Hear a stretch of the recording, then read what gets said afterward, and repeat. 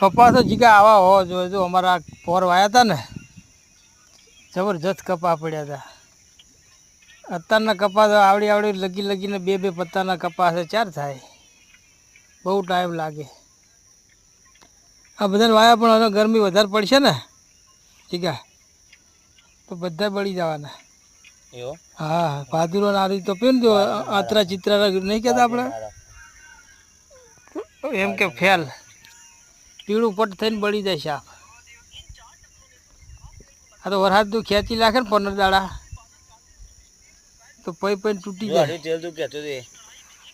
હવે એ બોલા આદિવાસી એ તો કે લે પણ આ તો ખાલી કહેવાનું ન કે બાકી ઓરિજિનલ ના આવે.